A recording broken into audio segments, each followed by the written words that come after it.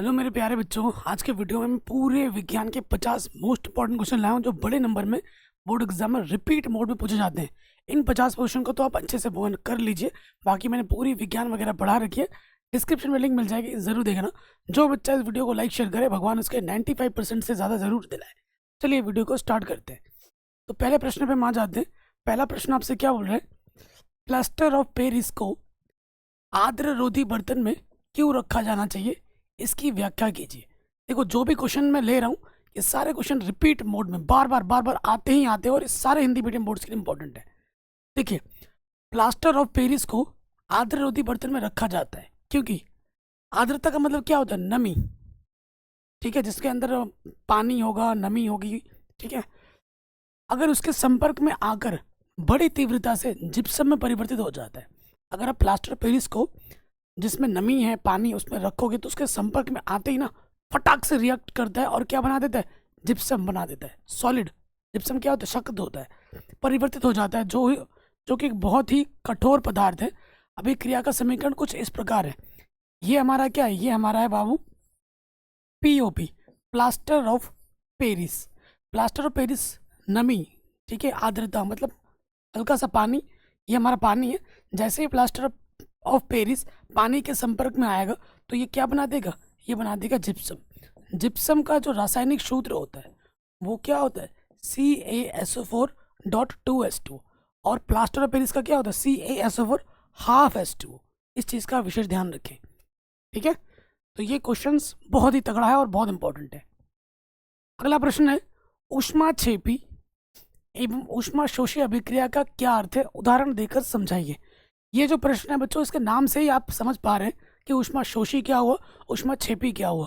ठीक है, ऊष्माक्षेपी अभिक्रिया क्या होती है, जिन रासायनिक अभिक्रियाओं में, ठीक है, अभिक्रिया के निर्माण के साथ साथ ऊष्मा भी उत्पन्न होती है, उन्हें हम ऊष्माक्षेपी अभिक्रिया कहते हैं। ऊष्माक्षेपी को हम दहन अभिक्रिया भी कहते हैं। बच्चों, यहाँ ना बहुत ज़्यादा ठंड है, आपको मेरे मुंह से देखो धुआं निकल रहा होगा, इतनी ज़्यादा ठंड हो रही है यहाँ पर। ठीक है, तो इस और ये कंटेंट बनाने में, पीपीटी बनाने में बहुत मेहनत लगती है। प्लीज़ लाइक शेयर करें, और इस वीडियो पर जैसे 1000 लाइक होते हैं इसकी पीडीएफ में आपको फ्री ऑफ कॉस्ट दे दूंगा फिर। ठीक है, देखो, ऊष्माक्षेपी अभिक्रिया क्या होती है, वह रासायनिक अभिक्रिया जिसमें अभिक्रिया के उपरांत क्या निकलता हो, ऊष्मा निकलती हो, उसे हम ऊष्माक्षेपी अभिक्रिया कहते हैं। ऊष्माक्षेपी अभिक्रिया को हम दहन अभिक्रिया भी कहते हैं।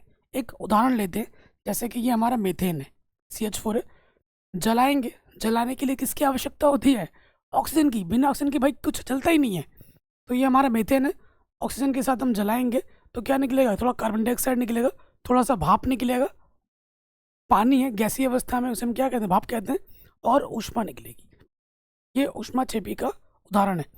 ऊष्माशोषी अभिक्रिया क्या होती है, जिन रासायनिक अभिक्रियाओं में ऊष्मा अवशोषित होती है, अभिक्रिया के दौरान ऊष्मा की जरूरत होती है, अवशोषित होती है, उसे हम क्या कहते हैं, ऊष्माशोषी अभिक्रिया कहते हैं। जैसे N2 + O2, तीर का निशान 2NO, यहाँ पर क्या माइनस का ऊष्मा है। माइनस ऊष्मा का मतलब क्या है, जिस भी अभिक्रिया में अगर माइनस ऊष्मा दिख रहा है तो समझ जाओ कि ये ऊष्मा शोषी है। जिस भी अभिक्रिया में अगर प्लस ऊष्मा लिखा हुआ है तो समझ जाओ कि वो क्या है, ऊष्मा क्षेपी अभिक्रिया है। ठीक है, तो ये होता है ऊष्मा क्षेपी और ऊष्मा शोषी अभिक्रिया, हर साल आपके एग्जाम में आता है। अगला जो प्रश्न है बहुत ही तगड़ा प्रश्न, कह रहे रेडॉक्स अभिक्रिया किसे कहते हैं, उदाहरण देकर स्पष्ट करो। रेडॉक्स तो ऐसी अभिक्रिया जिसमें ऐसी अभिक्रिया जिसमें उपचयन और अपचयन अभिक्रिया एक साथ संपन्न होती है। ऐसी अभिक्रिया जिसमें उपचयन अभिक्रिया भी हो रही है, अपचयन अभिक्रिया भी एक साथ हो रही है, उसे हम रेडॉक्स अभिक्रिया कहते हैं। तो वह रासायनिक अभिक्रिया जिसमें एक अभिकारक का ऑक्सीकरण तथा दूसरे अभिकारक का अपचयन होता है, रेडॉक्स अभिक्रिया या उपचयन अपचयन अभिक्रिया कहलाती है। ये रिएक्शन ये आप अच्छे से याद कर लीजिएगा। देखिए, ये CuO है प्लस H2 क्या दे रहा है, Cu + H2O। यहाँ देखेंगे Cu के साथ O है, यहाँ Cu के साथ O नहीं है, तो O की क्या हो रही है, कमी हो रही है। जब ऑक्सीजन की कमी हो तो उसे हम क्या कहते हैं, अपचयन कहते हैं। यहाँ देखिए हाइड्रोजन है और यहाँ हाइड्रोजन के साथ ऑक्सीजन जुड़ गया है, और ऑक्सीजन का जब वृद्धि होता है, ऑक्सीजन जब जुड़ता है तो उसे हम क्या कहते हैं प्यारे बच्चों, ऑक्सीकरण, यानी कि उपचयन अभिक्रिया। ठीक है, उपचयन बोले तो ऑक्सीकरण। ठीक, अगले प्रश्न में आ जाओ। कह रहे हैं निस्तापन क्रिया को उदाहरण देते हुए समझाइए। ये क्वेश्चन बहुत एक बार एग्जाम में आता है। तो देखो, सांद्रित अयस्क को, जो अयस्क होता है सांद्रित अवस्था में, सांद्रित अयस्क को उसके गलनांक के नीचे ताप पर वायु की अनुपस्थिति में, वायु होना ही नहीं चाहिए या फिर होगा भी तो बहुत कम होगा, या कम मात्रा में गर्म करके उसमें से नमी, हाइड्रेशन, जल तथा अन्य वाष्पशील पदार्थों को बाहर निकालने की प्रक्रिया को निस्तापन कहते हैं। निस्तापन क्या होता है कि सांद्रित अयस्क को उसके गलनांक के नीचे ताप पर वायु की अनुपस्थिति में या कम मात्रा में गर्म करके उसमें से जो नमी होती है, हाइड्रेशन होता है, जो जल होती है या अन्य वाष्पशील जो पदार्थ होते हैं उनको बाहर निकालने की जो प्रक्रिया होती है उसे हम क्या कहते हैं? निस्तापन कहते हैं। उसे हम क्या कहते हैं? निस्तापन कहते हैं। इस प्रक्रम में अयस्क को बिल्कुल भी पिघलने नहीं दिया जाता है। जो अयस्क होता है वो बिल्कुल भी नहीं पिघलता। धातु कार्बोनेटों तथा हाइड्रोक्साइडों को गर्म करके कार्बन डाइऑक्साइड तथा जल निष्कासित करके धातु ऑक्साइडों को प्राप्त करना भी निस्तापन ही कहलाता है। ये भी और एक तरीका है निस्तापन का, ठीक है। लेकिन आप एग्जाम में अगर आ रहे तो इतना तो आपको ज़रूर लिखना है, यहाँ से लेकर यहाँ तक, ठीक है। उदाहरण, फिर आपको उदाहरण ज़रूर देना। उदाहरण क्या आ जाएगा? जैसे ये बॉक्साइड है, बॉक्साइड का सूत्र क्या होता है? Al2O3 2S2। ये क्या है? अपना बॉक्साइड है। अयस्क का निस्तापन करने पर उसमें उपस्थित हाइड्रोजन जल वाष्पित होकर बाहर निकल जाता है, ठीक है। अगला क्वेश्चन है, पीएच की परिभाषा दीजिए। इसका हाइड्रोजन आयन सांद्रण से क्या संबंध है? हर साल आता है, ठीक है। पीएच क्या होता है? पीएच अम्लों एवं क्षारकों के जलीय विलयन में उपस्थित हाइड्रोजन आयन की सांद्रता मापने की एक इकाई होती है ना। आपको पता है, अगर पीएच मान अगर आपको 7 दे रखा तो उदासीन होता है, पीएच मान 7 से कम है तो वो अम्लीय होता है, 7 से अधिक होता है तो क्षारीय होता है। ये आप जानते हैं। किसी विलयन का पीएच मान उसमें उपस्थित हाइड्रोजन आयन सांद्रण के व्युत्क्रम का लघुगुणक होता है। ये सूत्र है। पीएच बराबर क्या होता है? माइनस के लॉग एच पॉजिटिव होता है। ये पीएच निकालने का फॉर्मूला है, सूत्र है, ठीक है। एच पॉजिटिव क्या होता है? एच पॉजिटिव आयनों का मोल प्रति लीटर में सांद्रण होता है। और एक क्वेश्चन, शुद्ध जल में हाइड्रोजन आयनों का सांद्रण क्या होता है? 1 × 10⁻⁻7 मोल प्रति लीटर होता है। हो सकता है कि एक क्वेश्चन यहाँ से ऑब्जेक्टिव में या फिर रिक्त स्थान में आ जाए। शुद्ध जल का हाइड्रोजन आयन सांद्रण कितना होता है? 1 × 10⁻⁷ मोल प्रति लीटर होता है, ठीक है। चलिए अगले प्रश्न पे हम आ जाते हैं। कह रहे हैं दैनिक जीवन पीएच का क्या महत्व है? इसी के साथ हमारे उदर मतलब पेट में स्थित हाइड्रोक्लोरिक अम्ल भोजन के पाचन में सहायक होता है। अधिक मात्रा में हाइड्रोक्लोरिक का उत्पादन उदर में गंभीर दर्द व जलन उत्पन्न कर देता है। अगर किसी के पेट में ज़्यादा एसिड बन रहा है, HCl बन रहा है, तो पेट में दर्द होगा, जलन होगी, जिसे कम करने के लिए कम करने के लिए हम क्या देते हैं? एंटासिड देते हैं, प्रति अम्ल देते हैं। अब डॉक्टर के पास जाते हो, कभी भी शादी पार्टी में जाते हो, दबा के खाना ठूसते हो, है ना, और पेट में क्या हो जाती है? पाचन क्रिया नहीं हो पाती है, अम्लता बढ़ जाती है, एसिडिटी बढ़ जाती है। जब हम तला भुना खाना खाएंगे बाहर का तो एसिडिटी बनेगी और फिर पेट दर्द होगा। डॉक्टर के पास जाते हो, फिर एक गोली देता है, वो होता है एंटासिड, प्रति अम्ल। वो जाता है, अम्ल के साथ अभिक्रिया करता है और बढ़ी हुई अम्लता को वो बैलेंस कर देता है और फिर हमारा जो पेट दर्द है वो कम हो जाता है। मुंह के पीएच का मान 5.5 से कम अर्थात अधिक अम्लीय होने पर दांतों का क्षय होना प्रारंभ हो जाता है। अगर हमारा मुंह का जो पीएच मान है वो 5.5 से कम हो जाता है तो दांतों का जो इनेमल है वो घिसने लगता है, ठीक है। ये ध्यान रखिएगा। मधुमक्खी के डंक में अम्ल होता है। जो मधुमक्खी काटती है उसके डंक पे क्या होता है? एसिड होता है, अम्ल होता है। उसी के कारण हमारे में क्या होता है? जलन होती है, बहुत तेज, जो इसके द्वारा काटने पर यह हमारे शरीर में प्रवेश कर जाता है, जिससे हमें जलन व दर्द का अनुभव होता है। कई पौधों से हानिकारक अम्लों का स्राव होता है। जैसे नेटल एक शाकीय पौधा है जिसके पत्तों में डंकनुमा बाल होते हैं। आपने बिच्छू पौधा नाम सुना होगा ना, उसी की बात कर रहे हैं हम, जिनके जंतु के शरीर के छू जाने पर डंक जैसा दर्द होता है, ठीक है ना। अगर हाथ पैर में लग जाए तो बहुत तेज दर्द होता है, ठीक है, बहुत तेज दर्द जलन होती है। अगले प्रश्न पर हम आते हैं। कह रहे एक उदाहरण देते हुए संचारण की व्याख्या कीजिए। तथा संचारण से सुरक्षा के उपायों को भी लिखिए। ठीक है, संचारण क्या होता है?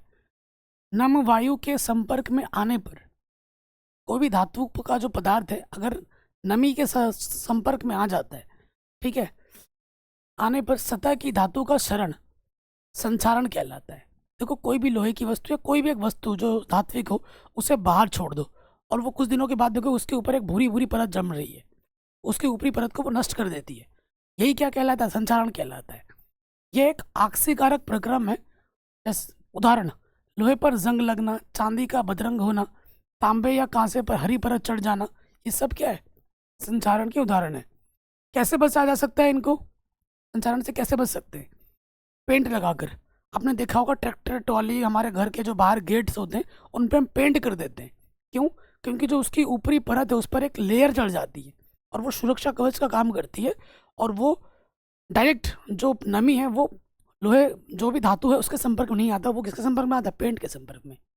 तो फिर हमारी धातु सुरक्षित रहती है और कुछ साल में, साल 1.5 साल में, 2 साल में हमें पेंट रेगुलर करना चाहिए ताकि हमारी वो चीज़ सुरक्षित भी रहे और दिखने में भी हमारे घर और जो भी चीज़ें वो सुंदर लगे। तेल लगा सकते हैं। अगर हम तेल लगा दें किसी भी चीज़ पर तो भी एक सुरक्षा कवच का काम करेगा। ग्रीस लगाकर, क्योंकि इन प्रक्रियाओं से लोहे का संपर्क वायु एवं नमी से नहीं हो पाता और लोहा संचारित नहीं होता। ठीक है, आगे बढ़ते हैं। कह रहे हैं कार्बन के कौन से 2 विशिष्ट गुणधर्म हैं जिनके कारण कार्बन असंख्य यौगिक बना सकता है? कौन से विशिष्ट 2 गुणधर्म है? पहला है कार्बन परमाणु श्रृंखलन, कैटेनेशन कहते हैं अंग्रेजी में। पहला गुणधर्म है श्रृंखलन, क्योंकि कार्बन की परमाणु, यहाँ लिख देना, क्योंकि कार्बन का परमाणु क्रमांक 6 होता है। पहले कक्षक में 2 होते हैं, बाहरी कक्षक में 4 होते हैं। तो 4 बाहर है तो 4 क्या करता है? 4 लोगों से जुड़ सकता है, 4 बंध बना सकता है। ठीक है, इसीलिए इसके पास श्रृंखलन का गुण होता है। श्रृंखलन कार्बन परमाणुओं का विशेष गुण होता है जिसके कारण कार्बन परमाणु सीधी, शाखित या चक्रीय श्रृंखलाएं बना लेती हैं, है ना। आपने देखा होगा इस प्रकार की श्रृंखला बनाती हैं, इस प्रकार की श्रृंखला बनाती हैं, इस प्रकार की भी श्रृंखला, किसी भी प्रकार की श्रृंखला बना सकती है वो। कार्बन परमाणु की चतुसंयोजकता, बाहर कितने हैं इसकी? 4। तो इसी कारण इसकी संयोजकता कितनी होती है? 4 होती है। चतुसंयोजकता के कारण कार्बन अपने ही परमाणुओं के साथ एकल, द्वि या त्रि सहसंयोजक आबंध बना सकते हैं। उपयुक्त कारणों से कार्बन बहुत अधिक संख्या में यौगिक बनाता है, अतः हमारे चारों ओर कार्बनिक यौगिकों की विशाल संख्या दिखाई देती है। ये इसके 2 विशेष गुणधर्म हैं। आपने देखा होगा कि मैंने बहुत छोटा लिखा है। ऐसे लिखने को तो मैं इसको और बड़ा कर सकता हूँ, कैटेनेशन को भी मैं 1.5-2 पेज में लिख दूँ, लेकिन आपको दिमाग में रहेगा नहीं क्योंकि एग्जाम सर पे है। तो मैंने छोटा छोटा रखा है ताकि आपके दिमाग में भी रहे और अगर आपने नोट्स किया तो पढ़ के भी याद कर पाओ। ठीक है, नेक्स्ट कह रहे हैं समूह या मूलक से आप क्या समझते हैं? अभिक्रियात्मक समूह का क्या तात्पर्य है? समूह क्या होता है, मूलक क्या होता है, इस पर प्रश्न आता है एग्जाम में। कार्बनिक यौगिक प्रायः 2 भागों से मिलकर बने होते हैं। कोई भी कार्बनिक यौगिक होगा वो 2 चीजों से मिलकर बनता है। ठीक है, प्रत्येक भाग को समूह या मूलक कहते हैं। माना कि कोई यौगिक है, यह RX। ठीक, इसके 2 भाग हैं, एक तो R है प्रथम भाग जिसे मूलक कहते हैं, एल्किल मूलक, और ये जो X होता है द्वितीय भाग इसे समूह कहते हैं, अभिक्रियात्मक समूह। ऐसे एग्जाम में लिखना है। ये जो R होता है ये एल्किल समूह, मूलक, तथा द्वितीय भाग जो X होता है उसे हम अभिक्रियात्मक समूह कहते हैं।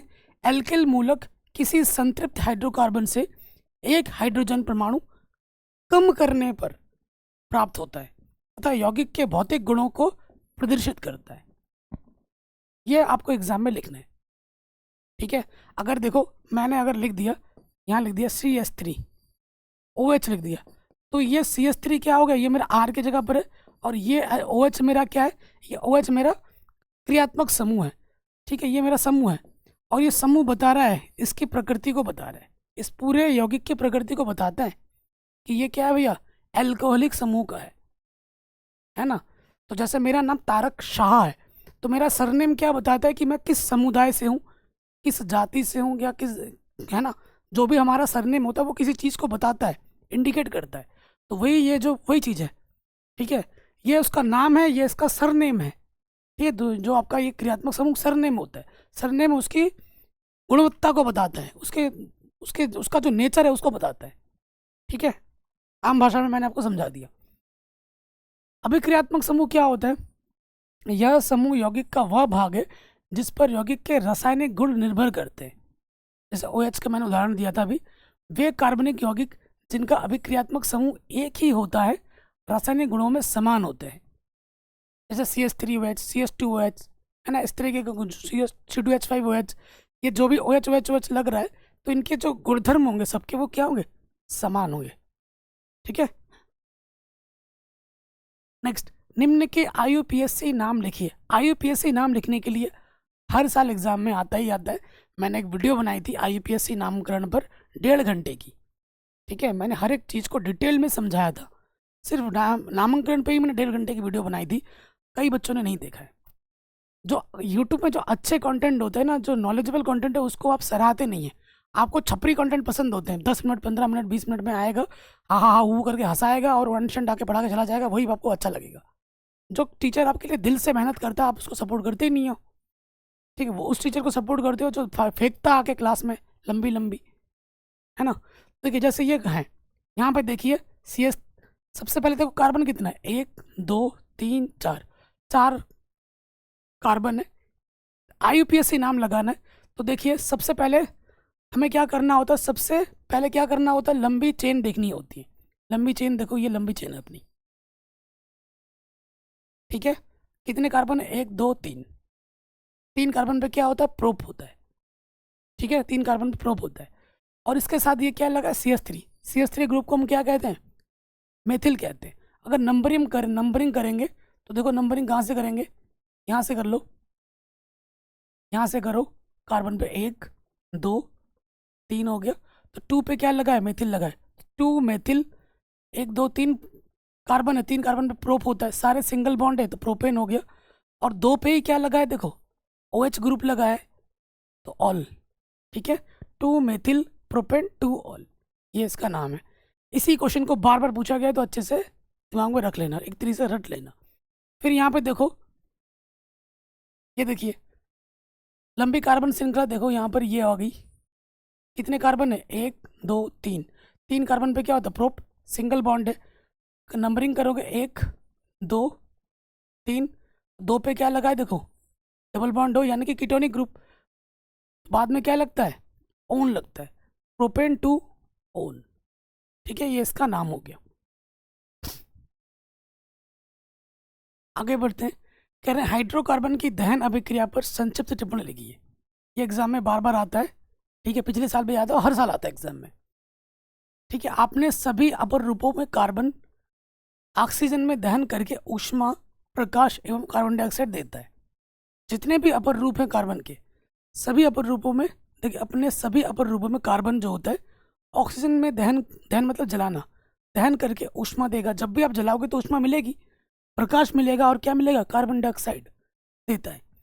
अधिकांश कार्बनिक यौगिक भी दहन पर प्रचुर मात्रा में ऊष्मा एवं प्रकाश मुक्त करते हैं। संतृप्त हाइड्रोकार्बन से सामान्यतः स्वच्छ ज्वाला ही निकलती है, जबकि असंतृप्त हाइड्रोकार्बन से अत्यधिक काले धुएं वाली पीली ज्वाला भी निकलती है, ठीक है। उदाहरण के तौर पर यहाँ देख लीजिए, उदाहरण क्या देंगे।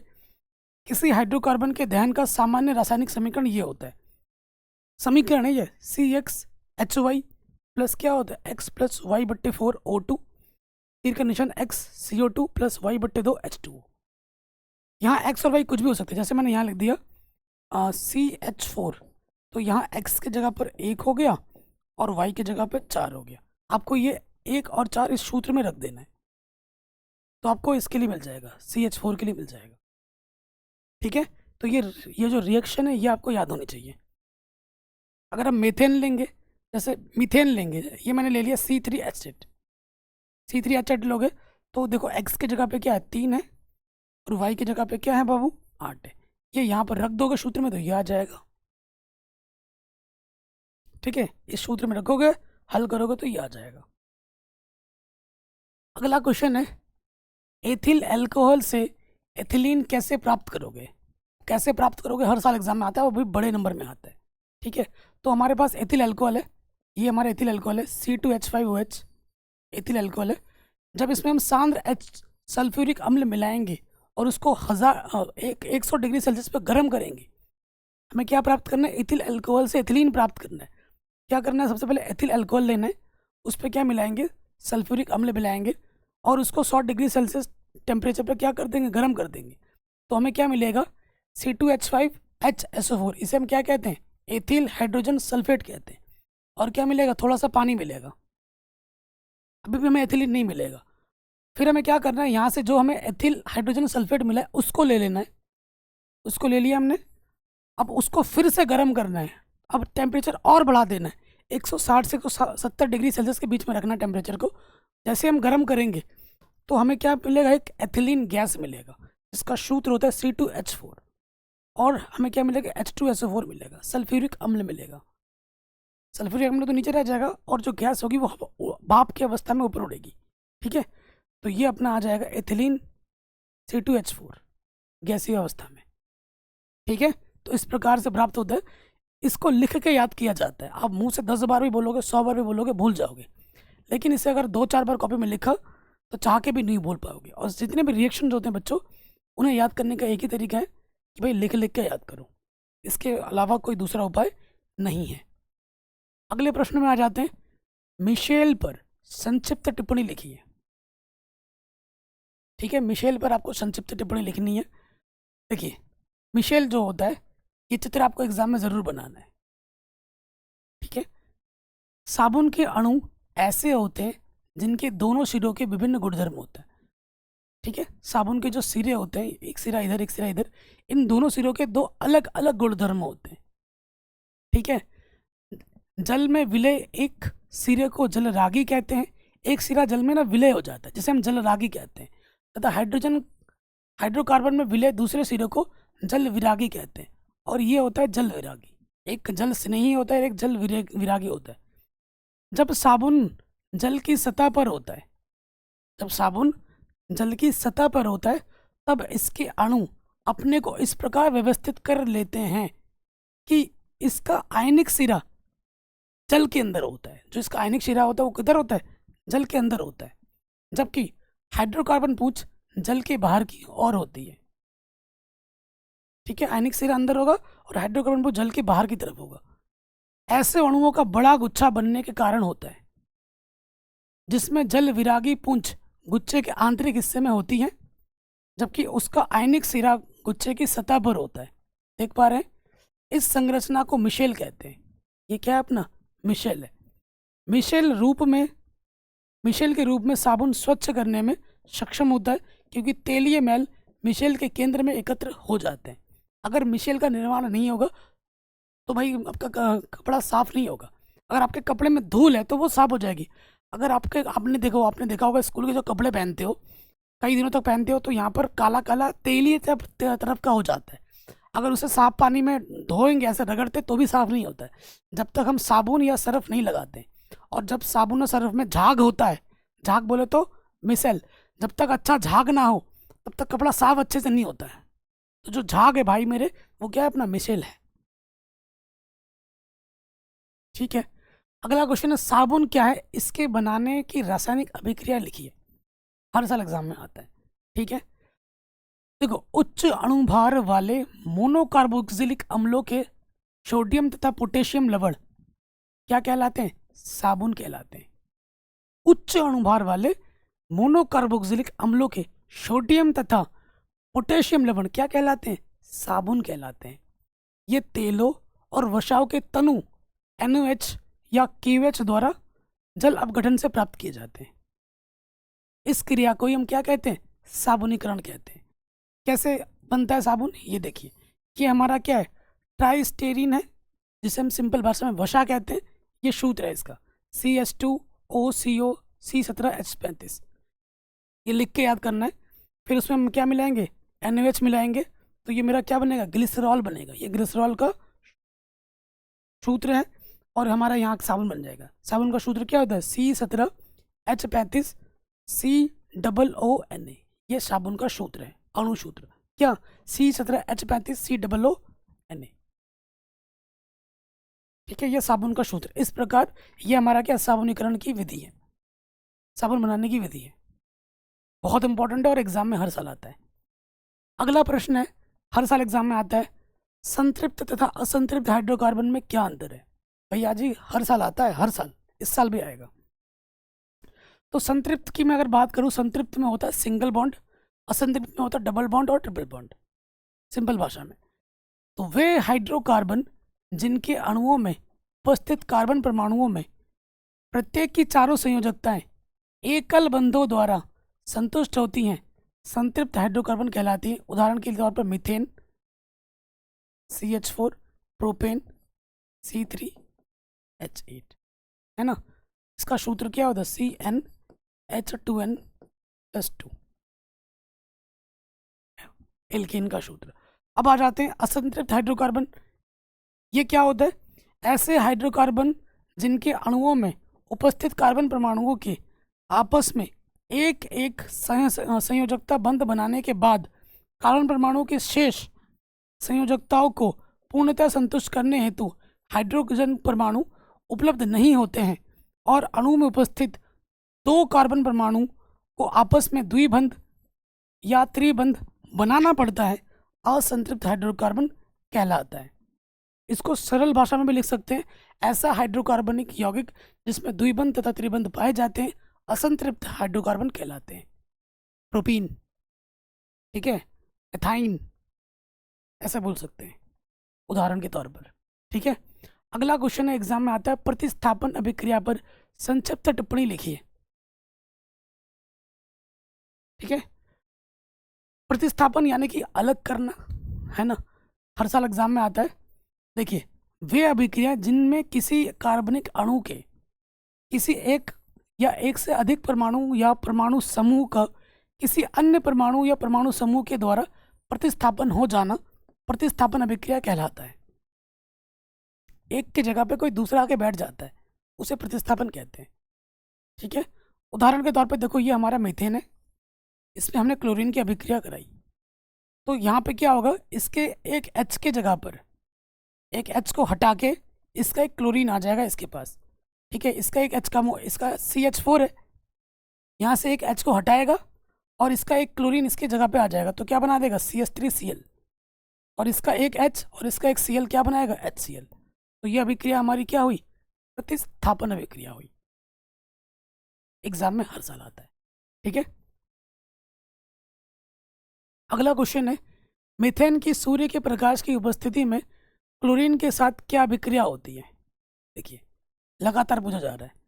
तो देखो, सूर्य के मध्यम प्रकाश की उपस्थिति में मीथेन हेलोजन के साथ विस्थापन अभिक्रिया प्रदर्शित करती है। सूर्य की अगर मध्यम उपस्थिति है तो उसके साथ उपस्थिति में मीथेन हेलोजन के साथ विस्थापन अभिक्रिया दिखाएगी। ठीक है, इस अभिक्रिया में इसके चारों हाइड्रोजन परमाणु एक एक करके 4 हेलोजन परमाणुओं के द्वारा विस्थापित हो जाते हैं। देखिए कैसे होता है। सबसे पहले आएगा CH4, ये हमारा मीथेन है और ये हमारा क्लोरीन है। अभिक्रिया करेगा, क्या बनाएगा? CH3Cl और HCl। ठीक है, ये क्या, इसे क्या कहते हैं? Methyl chloride. ये क्या है? अपना मेथिल क्लोराइड। फिर हम क्या लेंगे?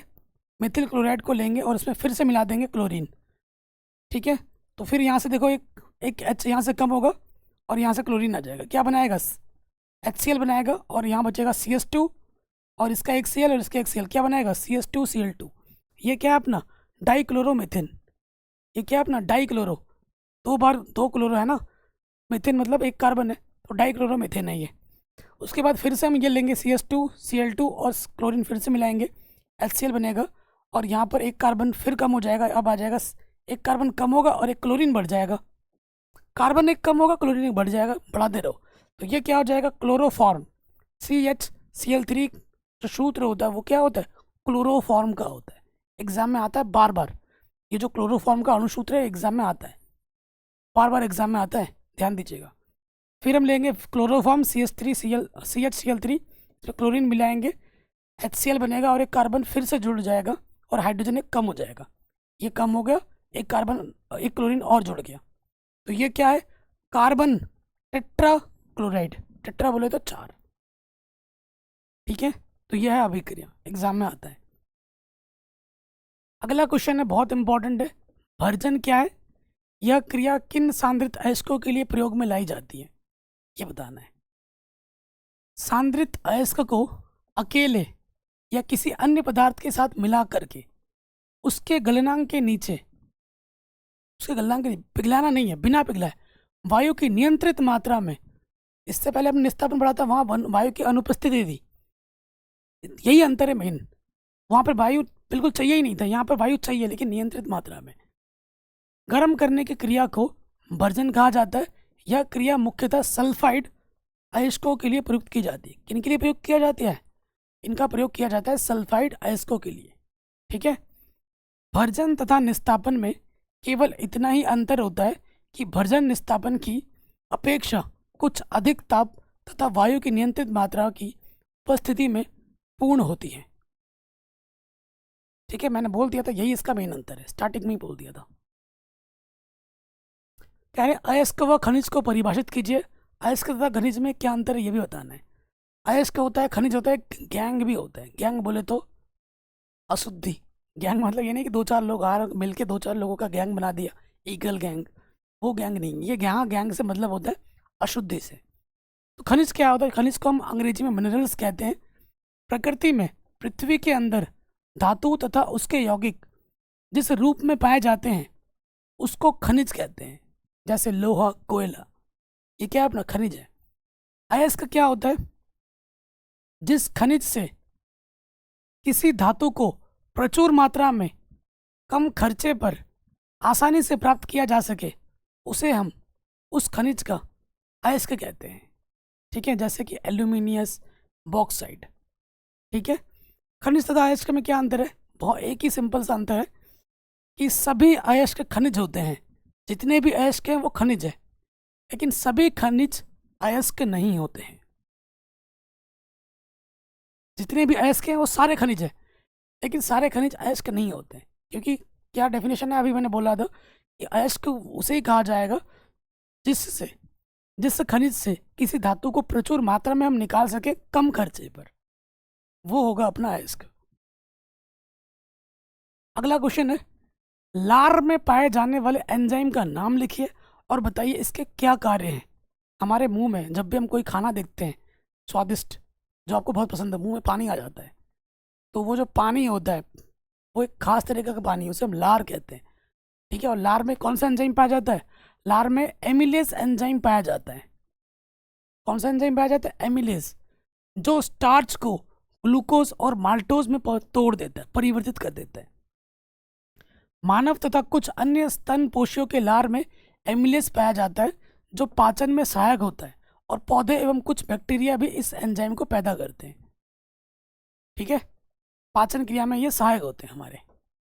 अगला प्रश्न है, हर साल एग्जाम में आता है, समजातीय श्रेणी क्या है? उदाहरण देकर समझाइए। हर साल हर बार आता है। ठीक है, तो देखिए, कार्बनिक यौगिकों का वह समूह जिनका सामान्य सूत्र एवं क्रियात्मक समूह एक जैसा होता है उसे हम समजातीय श्रेणी कहते हैं, और उनके सदस्यों को समजात गण कहते हैं। ये इसकी परिभाषा है। जितने भी सदस्य होंगे उनका जो सामान्य सूत्र होगा वो एक ही होगा। ठीक है, जैसे एल्केन, एल्काइन, एल्कीन, इनका सूत्र और इनका गुणधर्म एक होता है। ठीक है, जैसे मिथेनॉल, एथेनॉल, प्रोपेनॉल, ये एक ही अणुसूत्र के हैं, एक ही जाति के, एक ही कैटेगरी में आ जाते हैं। समजातीय श्रेणी जो होते हैं उनके कुछ विशेष लक्षण होते हैं। ठीक है, ये बहुत इंपॉर्टेंट है। सभी सदस्यों को एक सामान्य सूत्र द्वारा वर्धित कर सकते हैं। एक सामान्य सूत्र से सारे सदस्यों को हम निकाल सकते हैं। सभी सदस्यों का एक ही क्रियात्मक समूह होता है। सभी सदस्यों का एक ही क्रियात्मक समूह होगा। जैसे देखिए, मेथेनॉल का क्या है? OH है। एथेनॉल का क्या है? OH है। प्रोपेनॉल का क्या है? OH है। इनका क्रियात्मक समूह एक ही होता है। प्रत्येक क्रमागत सदस्यों के अणुसूत्रों में CH2 का अंतर होता है। अगर लगातार 2 पद लें, जैसे CH3OH और CH3CH2OH, तो इसमें और इसमें कितने कार्बन का अंतर होगा? CH2 का अंतर होगा। लगातार 2 में लोगे, चाहे किसी भी सदस्य ले लो, कोई से भी ले लो, अणुसूत्र का कोई भी हो जाए, उनके दो क्रमागत जो पद होंगे उनके बीच में हमेशा CH2 का अंतर होगा। प्रत्येक क्रमागत सदस्य के अणुभार में 14 U का अंतर होता है, ठीक है, क्योंकि CH2 का अणुभार कितना होता है 14 U, तो अणुभार के तौर पर देखा जाए तो 14 U का अंतर होता है। किसी एक सदस्य के गुणधर्म के आधार पर सभी सदस्यों के सामान्य गुणधर्म ज्ञात कर सकते हैं, मतलब किसी एक का देखकर गुणधर्म सभी के बारे में बता कर सकते हैं, है ना। इसका जो गुणधर्म होगा इसका भी वही होगा, इसका भी वही होगा, है ना। तो ये इसकी विशेषता होती है। बहुत इंपॉर्टेंट क्वेश्चन है, हर साल एग्जाम में आता है प्यारे बच्चों। अगला क्वेश्चन है जो हर साल एग्जाम में आता है वो है श्वसन तथा दहन में क्या अंतर है। श्वसन, दहन मतलब जलाना। श्वसन क्या है, यह एक जैविक क्रिया है और दहन क्या है, एक रासायनिक क्रिया है। श्वसन में क्या होता है, इस क्रिया में ऊर्जा विभिन्न चरणों में निकलती है, ऊर्जा निकलती है। और दहन में क्या होता है, इस क्रिया में ऊर्जा एक साथ निकलती है, जलाओगे तो साथ निकलेगी। शरीर का तापमान सामान्य बना रहता है श्वसन क्रिया में। जैसे मैं अभी सांस ले रहा हूँ तो श्वसन क्रिया का हो रही है तो मेरा बॉडी टेम्परेचर मेंटेन है। लेकिन दहन में क्या होता है, तापमान में अत्यधिक वृद्धि हो जाती है, कुछ जलाओगे तो अचानक से तापमान बढ़ जाएगा। ऊर्जा ATP के रूप में संचित होती है और इसमें क्या होता है, ऊर्जा ऊष्मा एवं प्रकाश के रूप में निकलती है। हमारी जो ऊर्जा है श्वसन क्रिया में वो ATP के रूप में बॉडी में संचित रहती है। संपूर्ण क्रिया विभिन्न विक्रयों द्वारा सामान्य ताप पर संपन्न होती है और इसमें संपूर्ण क्रिया उच्च ताप पर संपन्न होती है। तो ये मैंने आपको अंतर लिखवा दिया 5, कम से कम 4 अंतर आपको एग्जाम में जरूर लिखने हैं, उसके बिना काम नहीं चलेगा। अगला प्रश्न है रुधिर और लसिका में क्या अंतर है, हर साल एग्जाम में आता है, वेरी वेरी इंपॉर्टेंट है। रुधिर और लसिका, एक तरफ रुधिर लिखना है, एक तरफ लसिका लिख देना है। देखिए, रुधिर रंगहीन नहीं होता, इसका रंग लाल होता है, बोले तो खून, रुधिर बोले तो खून। लसिका रंगहीन होता है, इसका कोई रंग नहीं होता है, ठीक है। रुधिर में लाल रुधिर कणिकाएं की संख्या अधिक मात्रा में होती है, ठीक है, RBC बहुत ज़्यादा में पाए जाते हैं।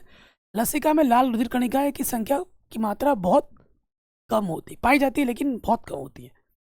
रुधिर में श्वेत रुधिर कणिकाएं की संख्या की मात्रा कम होती है, ठीक है, जो वाइट ब्लड सेल्स होते हैं वो बहुत कम होते हैं। और लसिका में श्वेत रुधिर कणिकाएं की संख्या बहुत ज़्यादा होती है। रुधिर में फाइब्रिनोजन की मात्रा अधिक पाई जाती है, जिससे यह बहुत ही आसानी के साथ थक्का बन जाता है। देखिए, रुधिर में क्या होता है, फाइब्रिनोजेन की मात्रा अधिक पाई जाती है, इसीलिए खून का थक्का बन जाता है, ठीक है। और लसिका में फाइब्रिनोजन की मात्रा कम होती है, फिर भी थक्का जमने की शक्ति इसमें विद्यमान होती है, इसमें भी थक्का बन जाता है, ठीक है। थक्का बनना, देखो जब खून निकलता है तो खून का थक्का जब बन गया तभी खून का संचरण रुकता है। और खून का थक्का यहाँ ब्रेन में बन गया, हार्ट में बन गया तो भाई हार्ट अटैक, ब्रेन में बन गया तो ब्रेन स्ट्रोक, तो ये भी बड़ा नुकसान है, ठीक है। रुधिर में प्रोटीन की मात्रा अधिक होती है और लसिका में प्रोटीन की मात्रा बहुत कम होती है। तो ये 5 आसान अंतर मैंने आपको लिखा दिए जो कि आपको याद रहेंगे, ठीक है, आराम से हो गया। आगे बढ़ते हैं, कह रहे पौधों में वात रंध्रों की उपयोगिता का उल्लेख कीजिए। पौधे जो होते हैं उनमें कुछ रंध्र पाए जाते हैं, छोटे छोटे छिद्र पाए जाते हैं, जिसे हम वात रंध्र कहते हैं। इनकी क्या उपयोगिता है, तो सबसे पहले वातपोत सर्जन में सहायता करते हैं, उसके बाद प्रकाश संश्लेषण तथा श्वसन क्रिया में सहायता करते हैं, काष्ठीय तनों में बाहर की ओर और अपराग्राम्य छाल उपस्थित होते हैं, इसमें भी कार्क कोशिकाएं अनेक स्थानों पर विरल रूप में व्यवस्थित होती हैं, जिसमें नीचे की कोशिकाओं तक ऑक्सीजन पहुंचाया जा सकता है। ऑक्सीजन के परिवहन में भी इसकी मदद मिलती है। हरे पौधे के तने में रंध्र पाए जाते हैं और गैसीय विनिमय आसानी से संपन्न हो जाता है। जो रंध्र होता है उसके द्वारा गैसीय विनिमय आसानी से हो सकता है, ये इसकी उपयोगिता है। अगला प्रश्न है आपका, कह रहे मधुमेह की बीमारी के लिए उत्तरदायी हार्मोन का नाम, इसे उत्सर्जन करने के वाले अंग का नाम बताइए।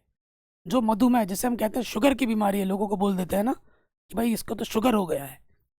और आजकल हमारा जो इंडिया है वो डायबिटिक कैपिटल है पूरे वर्ल्ड में, ठीक है। क्यों है, हर दूसरा इंसान देखोगे शुगर का पेशेंट है, आजकल हर घर में मिलता है। कुछ दिन पहले मेरे एक यंग भाई की डेथ हो गई शुगर से, मेरा खुद का रिलेशन में आता है, उसका एक ही बार, उसके पास बहुत प्रॉपर्टी है, बहुत इलाज कराया, बचा नहीं पाए। ठीक है, शुगर बहुत ही खतरनाक बीमारी है, पता नहीं लगता आपके बॉडी में शुगर है हो रहा है, आपको पता नहीं लगेगा। जब बहुत ज़्यादा हो जाए तब आपको लक्षण आते हैं। तो समय समय पर शुगर की जांच भी कराओ।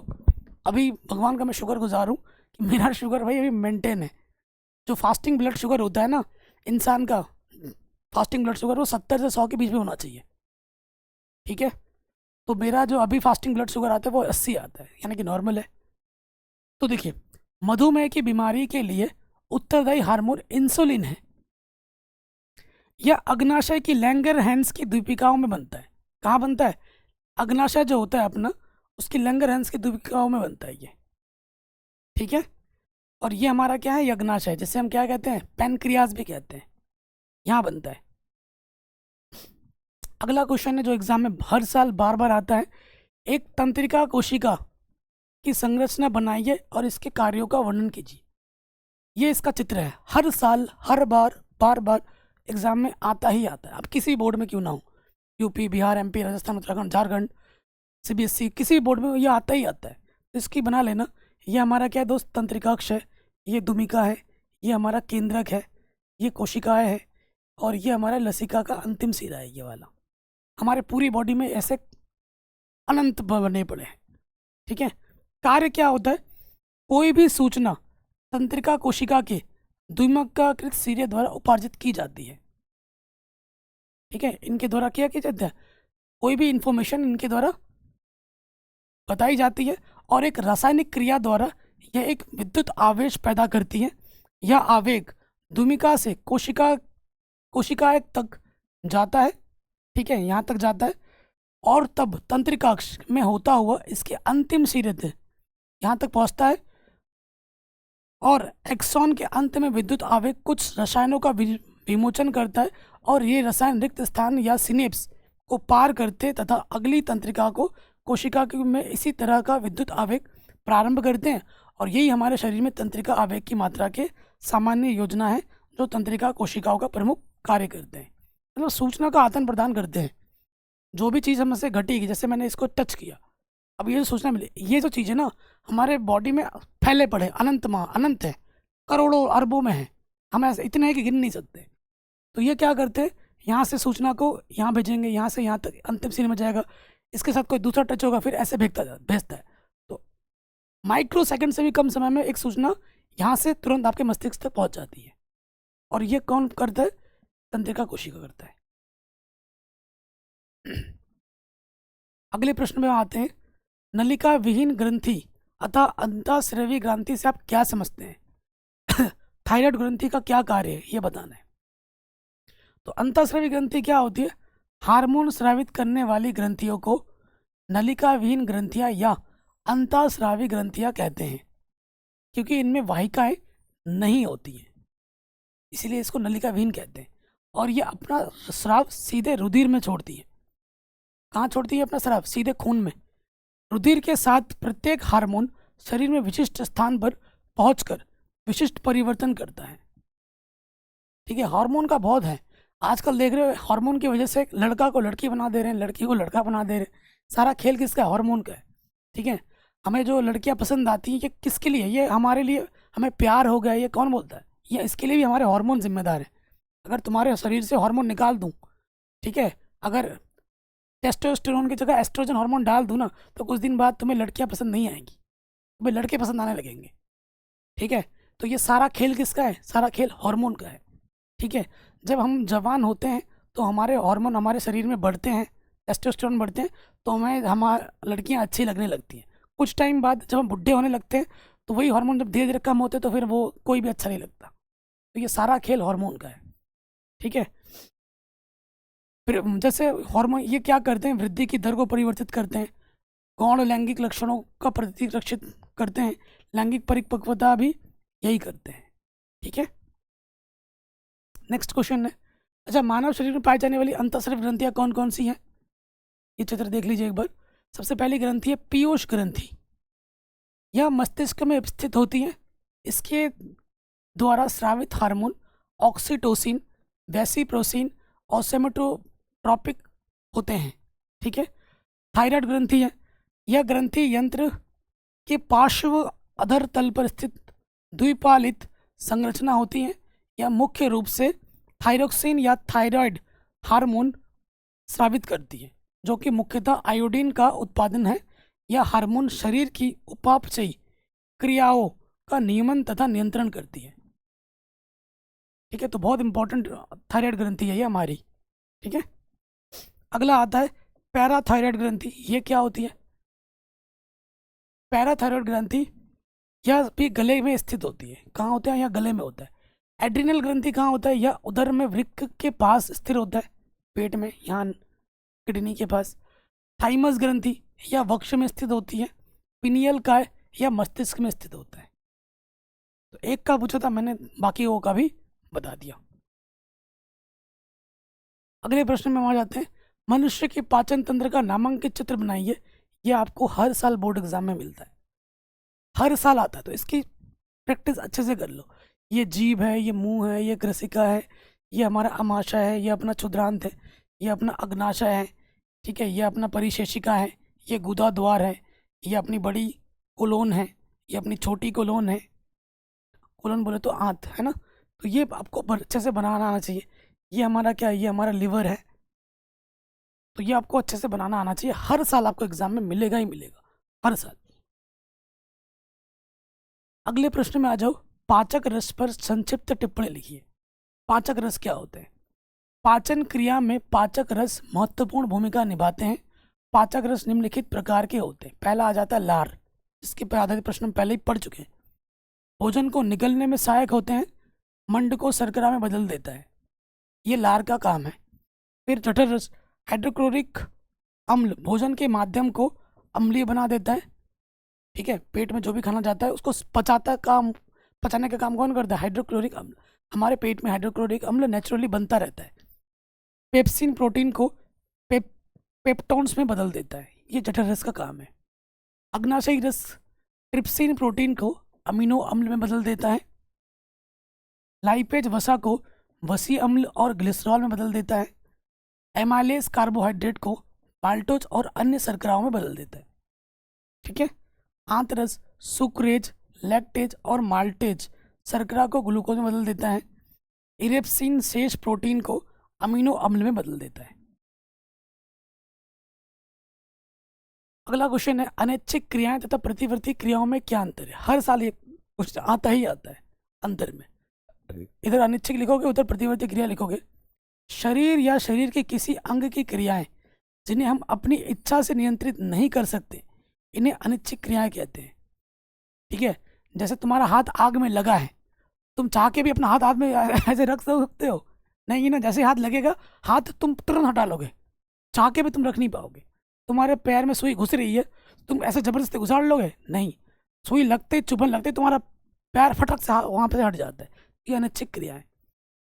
ठीक है, और ये प्रतिवर्ती क्रिया भी में भी आ जाता है। अनिच्छिक क्रिया है, प्रतिक्रिया में अंतर हर साल आता है। किसी उद्दीपन के प्रति अचानक व तीव्र प्रतिक्रियाएं प्रतिवर्ती क्रियाएं कहलाती हैं। ठीक है, अनिच्छिक इनका जो नियंत्रण होता है मध्य और पश्चिम मस्तिष्क द्वारा होता है, और इनका जो नियंत्रण होता है वो मेरुरज्जु द्वारा होता है। उदाहरण, जो अपना रक्तदाब है, हृदय स्पंदन है, श्वास दर है, इसको तुम कंट्रोल नहीं कर सकते।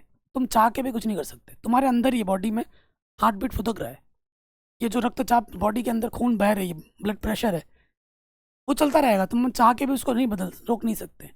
ठीक है, अगला आ गया प्रतिवर्ती क्रिया होती है। गर्म वस्तु में तुम्हारी हाथ पड़ी, तुमने तुरंत अपना हाथ हटा लिया, तो ये रिएक्शन हुआ, उसके रिएक्शन के प्रति जो क्रिया हुई प्रतिवर्ती क्रिया हो गई। एक गर्म वस्तु पर हाथ पड़ने से हाथ का हटना, पलक झपकना, उबासी लेना, खांसना, छींकना, ये सब क्या है? प्रतिवर्ती क्रिया है।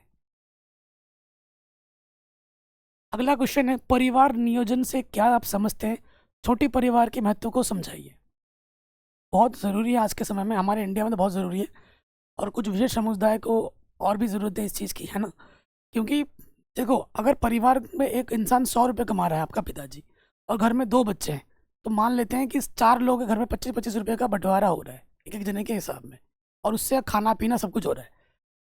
100 रुपये कमा रहा है, घर में हो गए आपके 5 लोग, तो बंटवारा 25 की जगह 20 हो जाएगा। थोड़ा और कम हो गया पैसा हिस्से सबके हिस्से में। जितना पैसा सबके हिस्से में कम आएगा, खाना पीना रहन सहन हर चीज़ घटती रहेगी, उसकी जो क्वालिटी है वो कम होती रहेगी। 5-10 बच्चे हो गए तो सोच लो क्या ही हाल होगा, है ना। तो परिवार कल्याण हेतु बच्चों की संख्या सीमित कर परिवार को नियोजित करने की प्रक्रिया को परिवार नियोजन कहते हैं। यदि परिवार में बच्चों की संख्या सीमित होगी तो वह परिवार अधिक सुखी और जीवन और अच्छा रहन सहन कर सकेगा। ठीक है, आपने देखा भी होगा जिस परिवार में 2 या 3 बच्चे ज़्यादा से ज़्यादा हैं तो वो परिवार बाकी परिवारों से बहुत ज़्यादा सुखी है, संपन्न है, उनका खाना पीना रहन सहन पढ़ाई लिखाई सब मस्त चल रहा है। और जिस परिवार में 5-6 बच्चे हो गए उस परिवार में देखो इस चीज़ की कमी है, उस चीज़ की कमी है, लड़ाई झगड़ा लगा रहेगा। ठीक है, तो ये आपको डिफरेंस आपके आसपास देखने को मिल जाएंगे। अगला प्रश्न है, वायवीय शोषण और अवायवीय शोषण में क्या अंतर है। हर साल आता है एग्जाम में, पिछले 2 साल से नहीं आया तो इस साल आ सकता है एग्जाम में, पक्का आएगा। तो वायवीय शोषण में क्या होता है, ऑक्सीजन की उपस्थिति में होता है, ये वायवीय शोषण है, हम भी वायवीय शोषण करते हैं मनुष्य। अवायवीय क्या होता है, ऑक्सीजन की आवश्यकता नहीं होती है। ग्लूकोज के पूर्ण ऑक्सीकरण के फलस्वरूप कार्बन डाइऑक्साइड और जल बनता है, और पूर्ण ऑक्सीकरण नहीं हो पाता है, अतः एल्कोहल, लैक्टिक अम्ल और कार्बन डाइऑक्साइड बनती है। अवायवीय शोषण में सभी जीवों में सामान्य रूप से पाया जाता है, जितने भी जीव हैं वायवीय शोषण होता है, और ये होता है केवल कुछ पौधों, कुछ जंतुओं और मांसपेशियों में होता है अवायवीय शोषण। ग्लाइकोलिसिस को छोड़कर सभी क्रियाएं माइटोकॉन्ड्रिया में होती हैं, और सभी प्रकार की क्रियाएं यहाँ कोशिका द्रव्य में होती हैं। कहाँ होती हैं, कोशिका द्रव्य में होती है अवायवीय शोषण में।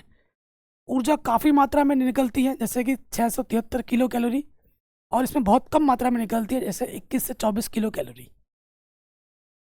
निर्मुक्त ऊर्जा के अनुबंधन के फलस्वरूप एक अणु ग्लूकोज से 38 एटीपी अणु प्राप्त होते हैं, और इसमें एक अणु ग्लूकोज से केवल 2 एटीपी अणु प्राप्त होते हैं।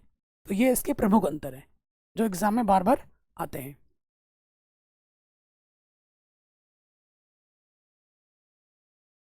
अगला क्वेश्चन है बहुत ही तगड़ा, स्वपरागण और परपरागण में क्या अंतर है, वेरी वेरी इंपॉर्टेंट है।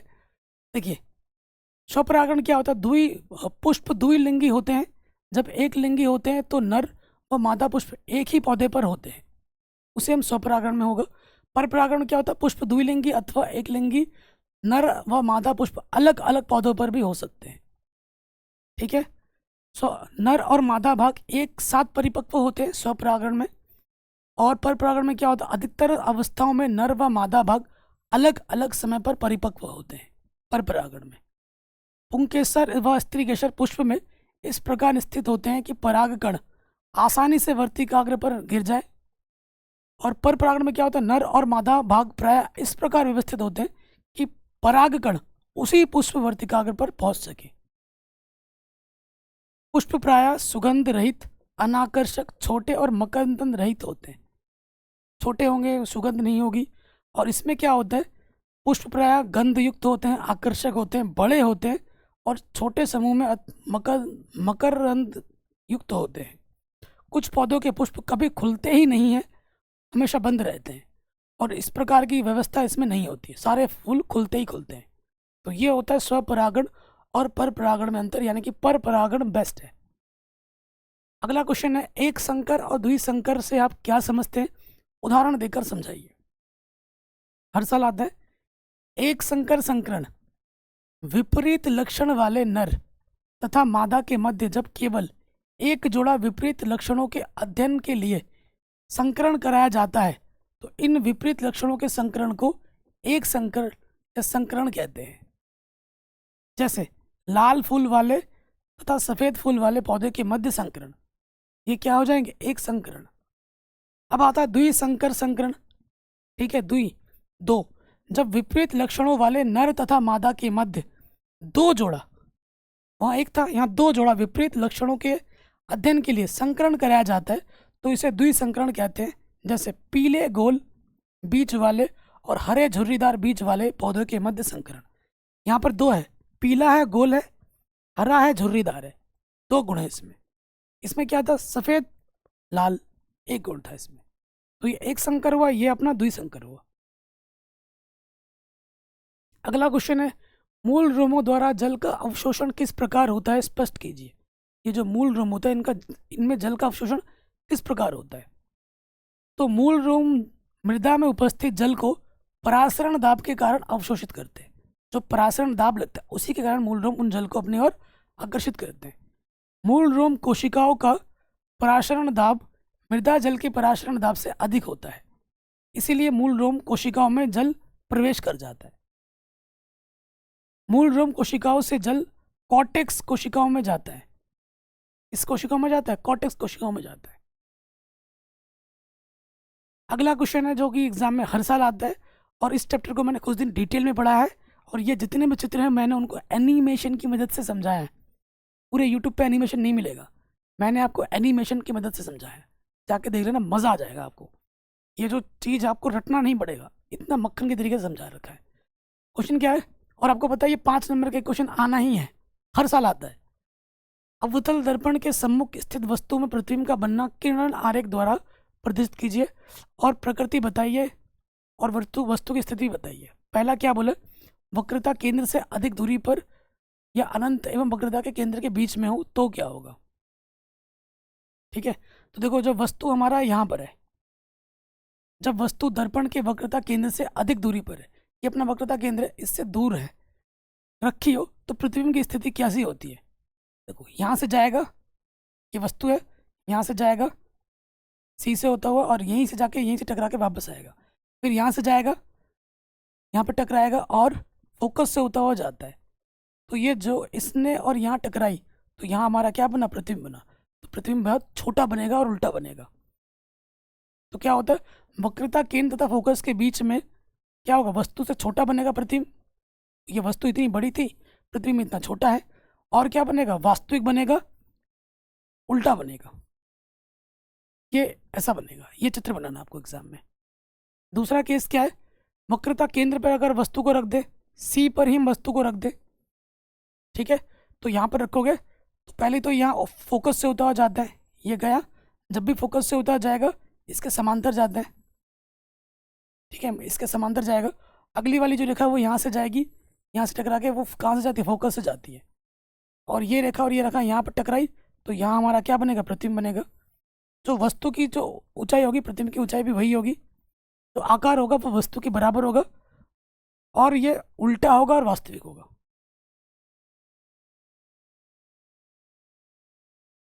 अगला है वक्रता केंद्र तथा फोकस के बीच में जब होगा तो क्या होगा, ये अपना फोकस है और ये वक्रता इसके बीच में अगर कहीं पर रख दे, ये मैंने वस्तु रख दी, तो यहाँ से जाएगा, देखो वस्तु यहाँ से जब जाता है तो फोकस से जाता है, फोकस से जब भी जाएगा तो इसके समांतर जाता है, रेखा इसके समांतर जाती है। फिर ये वाली रेखा जब भी यहाँ से जाएगी इससे टकरा कर फोकस से होता हुआ जाएगा, गया फोकस से होता हुआ, तो ये जो वस्तु, ये जो प्रतिबिंब है, वस्तु तो यहाँ थी, प्रतिबिंब हमारा यहाँ बना, प्रतिबिंब जो बना वो उल्टा बना और वस्तु से बड़ा बना, वस्तु से बड़ा बनेगा प्रतिबिंब और वास्तविक एवं उल्टा होगा। बहुत इंपॉर्टेंट एग्जाम में बार बार आता है।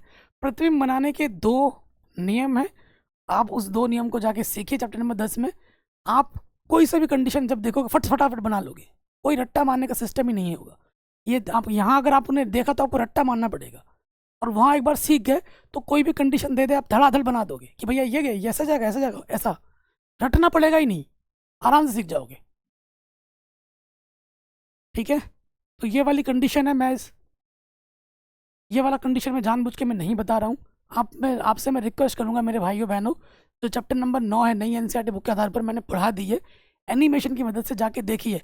इस चैप्टर के न्यूमेरिकल भी मैंने करा दिए हैं अलग से, उसको भी देखिए, क्योंकि न्यूमेरिकल का एक क्वेश्चन भी आएगा बड़े एग्जाम में 5 नंबर में। ठीक है, इस वीडियो में मैंने न्यूमेरिकल नहीं लिया क्योंकि न्यूमेरिकल की मैंने अलग से क्वेश्चन बना चुका हूँ। न्यूमेरिकल की और एक नया वीडियो भी मैं बना दूंगा जल्द। ठीक है, अगला प्रश्न है, बीज रहित पौधों में जनन क्रिया किस विधि द्वारा होती है, उदाहरण देकर समझाइए। बीज रहित पौधों में जनन क्रिया कायिक जनन विधि द्वारा होती है। कौन सी द्वारा होती है, कायिक जनन। इसके अंतर्गत पौधे के किसी कायिक अंग जैसे कि जड़, तना, पत्ती, कलिकाओं द्वारा नया पौधा तैयार किया जाता है, कटिंग करना। ठीक है, पौधों में कायिक जनन की 2 प्रमुख विधियां हैं, एक तो कलम लगाना, एक है दाब लगाना। कलम लगाना मतलब कलम लगाना देखो छोटे छोटे टुकड़े करते हैं, और दाब लगाना मतलब किसी पौधे के टहनी वहनी को लेकर नीचे मिट्टी से दबा दो, तो वहाँ से कुछ दिन पर जड़ निकलते हैं, वो कट के फिर अलग पौधा बना देते हैं। ठीक है, तो ये देखो, ये हमारा है कलम लगाना। ठीक है, कलम लगाना। और ये वाली जो विधि है इसे कहते हैं दाब लगाना। ठीक है, कलम लगाना में क्या होता है, इस विधि में तने के कलिका युक्त छोटे छोटे टुकड़े काट लिए जाते हैं। ये देखिए, टुकड़े को काट लिया जा रहा है। ठीक है, इन टुकड़े को कलम कहते हैं। इनके निचले सिरों को उचित स्थान पर भूमि में दबा देते हैं, जिससे कुछ दिनों के बाद जड़ें निकल आती हैं और उपस्थित कलिकाएं वृद्धि करके नया पौधा बना लेती हैं।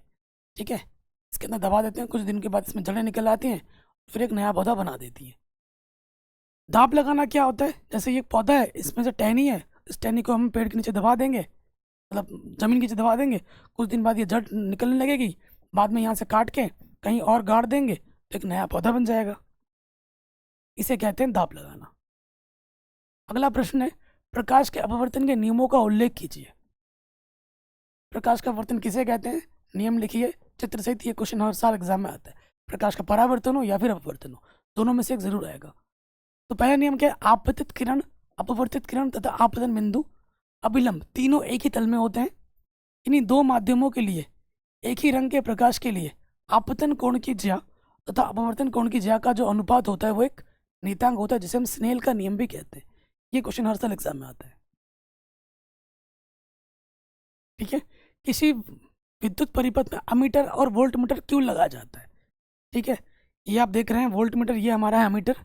क्यों लगाया जाता है, इन्हें परिपथ में किन क्रमों में जोड़ा जाता है, हर साल एग्जाम में आता है। अमीटर परिपथ में धारा मापने तथा वोल्ट मीटर परिपथ के सिरों के बीच विभवांतर मापने का काम करता है। ठीक है, विद्युत परिपथ में अमीटर है, विद्युत परिपथ में अमीटर को श्रेणी क्रम में जोड़ा जाता है, अमीटर को श्रेणी क्रम में, और वोल्ट मीटर को समांतर क्रम में लगाया जाता है। ठीक है, ये एग्जाम में आता है, ऑब्जेक्टिव में भी आ जाता है। तो विद्युत परिपथ में अमीटर को लगाया जाता है, वो लगाया जाता है श्रेणी क्रम में, और वोल्ट मीटर को लगाया जाता है समांतर। वोल्ट मीटर समांतर, अमीटर श्रेणी। ठीक है,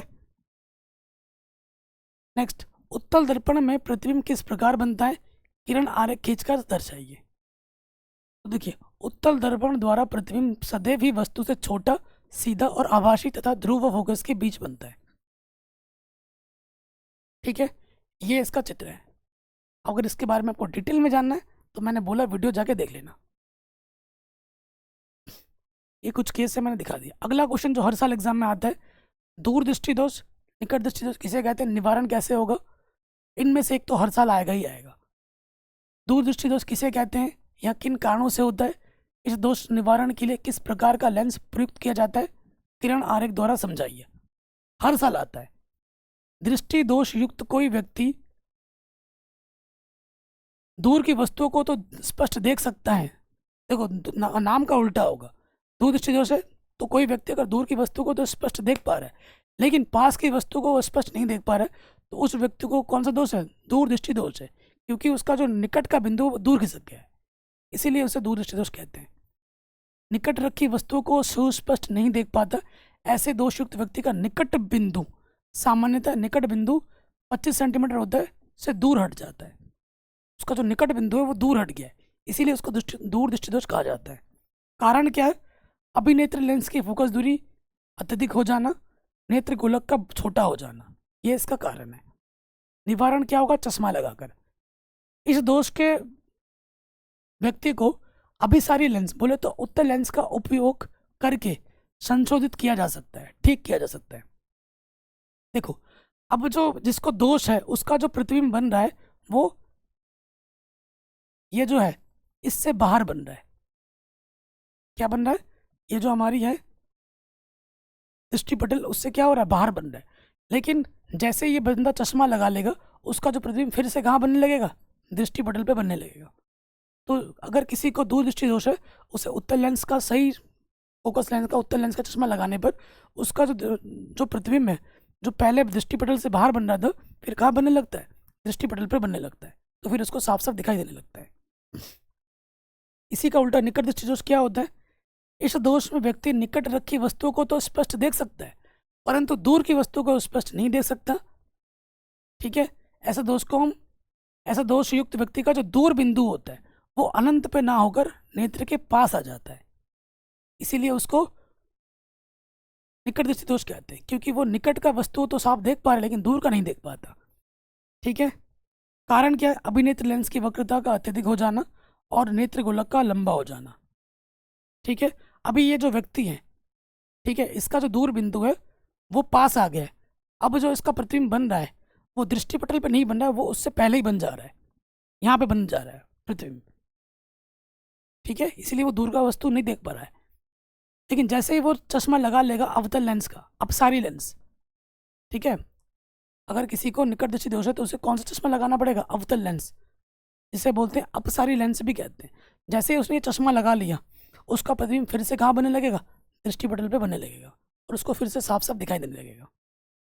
हर साल एग्जाम में आता ही आता है। अगला प्रश्न है, वाट की परिभाषा दीजिए, किलोवाट घंटा तथा जूल में संबंध भी लिखिए। वाट क्या होता है? वाट शक्ति का मात्रक है, यह सामर्थ्य का मात्रक है, शक्ति का मात्रक है। यदि किसी कर्ता के कार्य करने की दर 1 जूल प्रति सेकंड है तो उसकी सामर्थ्य 1 वाट कहलाती है। किसी व्यक्ति के कार्य करने की अगर दर 1 जूल प्रति सेकंड है तो उसे हम 1 वाट कहते हैं। इसी प्रकार यदि किसी विद्युत परिपथ में विद्युत ऊर्जा व्यय की दर 1 जूल प्रति सेकंड हो तो उस परिपथ में लगे विद्युत स्रोत की सामर्थ्य 1 वाट होती है। वाट को हम एम्पियर पर वोल्ट भी कहते हैं। ठीक है, किलोवाट घंटा क्या है? यह विद्युत ऊर्जा का एक मात्रक है। 1 किलोवाट घंटा किसी विद्युत परिपथ में 1 घंटे में व्यय होने वाली विद्युत ऊर्जा की मात्रा होती है। 1 घंटे में कितना व्यय हुआ है, जबकि उस परिपथ में 1 किलोवाट विद्युत शक्ति का स्रोत लगा हो। ठीक है, 1 किलोवाट बराबर क्या होता है? 1 किलोवाट बराबर आपका होता है, देखो, 3.6 गुणा 10⁶ जूल। ये एग्जाम में भी आ जाता है, ऑब्जेक्टिव में या फिर रिक्त स्थान में। बहुत इंपॉर्टेंट, ये क्वेश्चन भी आपका आराम से बन गया। कह रहे एमसीबी को विद्युत फ्यूज पर वरीयता क्यों दी जाती है? आजकल एमसीबी को वरीयता दी जाती है, क्यों? एमसीबी का प्रयोग करना फ्यूज की तुलना में अधिक सुविधाजनक है, क्योंकि विद्युत परिपथ में लघुपतन होने पर, अधिक धारा प्रवाहित होने पर फ्यूज का तार पिघल जाता है, जिससे बार बार मोड़ना पड़ता है। और इसके विपरीत एमसीबी में अधिक धारा प्रवाहित होने पर या विद्युत परिपथ में लघुपतन होने पर इसका स्विच ऑफ हो जाता है, जिससे आसानी से ऑन कर दिया जाता है। देखा होगा, जब ज़्यादा हो जाता है तो जो एमसीबी वो गिर जाती है। ठीक है, लेकिन अगर पहले क्या होता था, हम क्या लगाते थे? फ्यूज़ लगाते, तो तार कट जाता था, पूरा पिघल जाता था, फिर से नया तार लगाओ, ये करो वो करो, बड़ा झाड़ होता था। अब एमसीबी ज़्यादा आएगा तो एमसीबी अपने आप गिर जाता है, फिर कम हुआ तो फिर ऊपर कर दो, फिर चालू हो जाएगा। तो ये इसका फायदा है। वर्ण विक्षेपण किसे कहते हैं? तो श्वेत प्रकाश का अपने 7 रंगों में व्यक्त होना प्रकाश का वर्ण विक्षेपण कहलाता है। ठीक है, और ये इसके रंग हैं। विबग्योर कहते हैं, बैनी आपी नाला, बैगनी, आसमानी, नीला, हरा, पीला, नारंगी, लाल। ठीक है, इसे प्रकाश का वर्ण विक्षेपण कहते हैं। अगला प्रश्न है, किसी चुंबकीय क्षेत्र में गतिशील आवेशित कण पर लगने वाला बल किन कारकों पर निर्भर करता है? इस बल के लिए आवश्यक सूत्र लिखिए। चुंबकीय क्षेत्र में गतिशील आवेशित कण पर लगने वाला बल आवेश के परिमाण पर निर्भर करता है, चुंबकीय क्षेत्र के परिमाण पर निर्भर करता है, वेग पर निर्भर करता है, और गति की दिशा, चुंबकीय क्षेत्र की दिशा के बीच के कोण पे भी निर्भर करता है। और इसका जो सूत्र होता है F बराबर BQV sin थीटा होता है, हर साल एग्जाम में आता है। तो आज के वीडियो में मैंने आपको लगभग 45 मोस्ट इंपॉर्टेंट क्वेश्चंस बताएं। इस प्रकार का ये वीडियो मैंने ये पार्ट 1 बनाया। मैंने पूरी विज्ञान पढ़ा रखी है, वन शॉट इंपॉर्टेंट क्वेश्चंस वगैरह करा रखे हैं। बाकी अगर इसी प्रकार के और वीडियो चाहते हो तो प्लीज़ इस वीडियो को अपने हर दोस्तों के साथ शेयर करें, लाइक करें। जैसे इस वीडियो पे 1000 लाइक होंगे, मैं आपको इसका PDF भी फ्री ऑफ कॉस्ट प्रोवाइड करा दूंगा। उसके लिए आपको हमारा टेलीग्राम जो चैनल है वो ज्वाइन कर लेना है फ्री ऑफ कॉस्ट में। ठीक है, मिलते हैं नए वीडियो में। जय हिंद, अपना ख्याल रखें।